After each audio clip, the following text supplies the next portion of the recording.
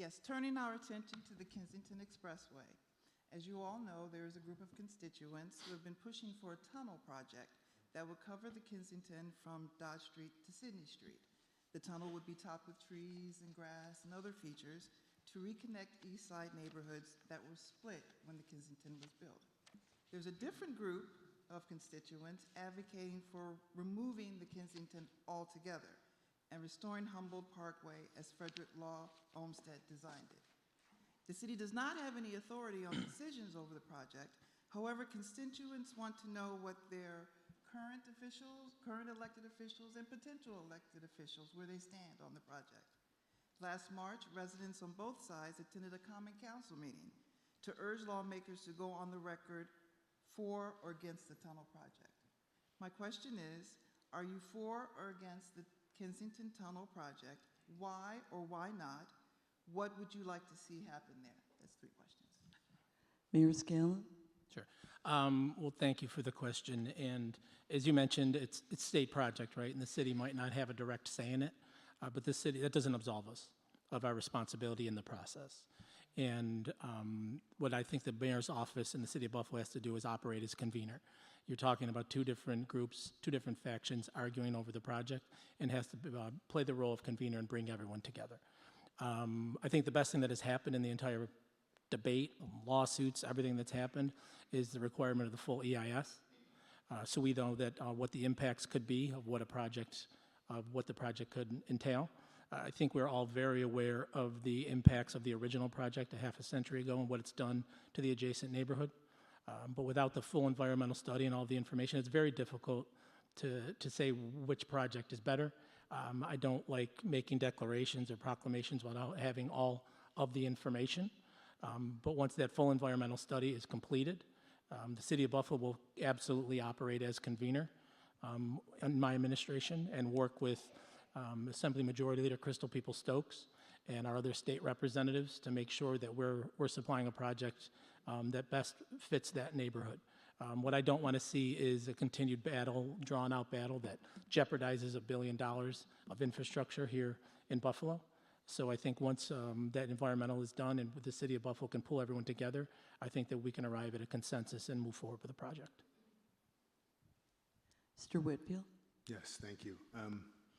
I think that knowing, and we do know, that this was done all over America in communities of color.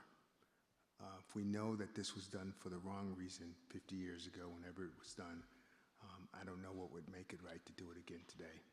I think that the people in that community and this entire community have suffered from the decisions that were made then. I think it was a mistake then. It was done intentionally then, it would be a mistake to repeat that today.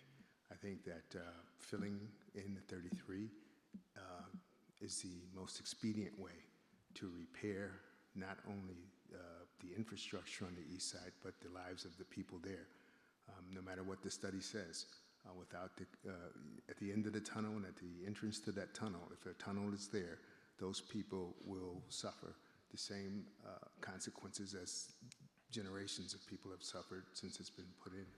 I think that we have a unique opportunity to fast track the development of the east side of Buffalo and this entire city, because I think the arterials that people used prior to the 33, Clinton, William, Genesee Street, those streets all have died a slow death because of the 33. I think that getting rid of the 33 would also revive those areas, repopulate them with traffic, with families, and with businesses. And so I don't think I need an environmental study to tell me what the best scenario is for the city of Buffalo. Councilmember Wyatt. Thank you.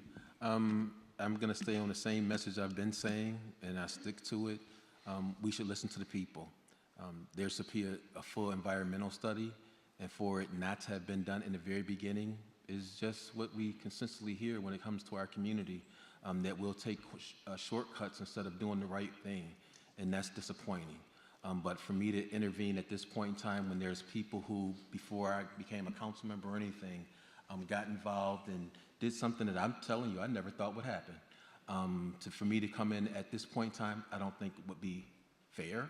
I do think that the environmental study should have been done. And again, those types of things happening in our community is the same type of stuff that we've seen over and over again. And it's unfortunate. I think that there should have been more conversation early on. We were told that environmental study was done, but it wasn't a full environmental study. And so you question that by itself. Why did you not do a full environmental study when you know the impacts that is done to folks in that community over and over again? And so, again, I think that they should listen to the people and do that environmental study, because that's really important and critical to what the residents in that community want. Senator Ryan. Sure. I'll take a little different spin on this. This is a litany of projects that have been stalled. The 33, the 198, the Skyway, they all met community opposition lawsuits and just stopped. But it's because we allowed the state to run these projects. They're state funded, but they don't have to be state led. These projects should be led by the City of Buffalo. The City of Buffalo should be what's called the lead agent on it. Rochester, Syracuse, and Albany are all going through reviews of their highways that cut through their cities, and each of those projects is being led by those cities. So anytime you have traffic engineers from Albany coming in, for a few days at a time, trying to figure out what the community wants, it always ends in failure. I took a bunch of community members to Rochester in the fall, and we went through and looked at the inner loop after a section was taken out, and we met with the city officials and the state officials. But the city officials were at the head of the table, and they were the ones really dictating this project. It was the state funding it and designing it. So as mayor, I'll be at the head of the table at this project to make sure that the community is heard from, but to make sure that we explore, all the options. We know what we had there. It was a beautiful parkway.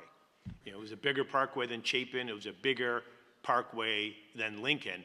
And so we have to look at all the options, which we failed to do last time because it was fast-tracked. We have to look at all the options, and one of the options we have to look at is the restoration. So, early on I said on this project that if a kid can't ride their bike from MLK to Delaware and Delaware to MLK at the end of the project, then it probably didn't accomplish the goals that we wanted it to do. And this year I made it my job, as the lawsuit was coming down and the judge said everything had to stop, I worked with Senator Baskin and the governor to make sure that the $1 billion is dedicated to this project stays in Buffalo and stays on the east side of Buffalo. So when the planning is done and when the EIS is done and the consensus have been formed, the state can't say, sorry, we don't have the money anymore.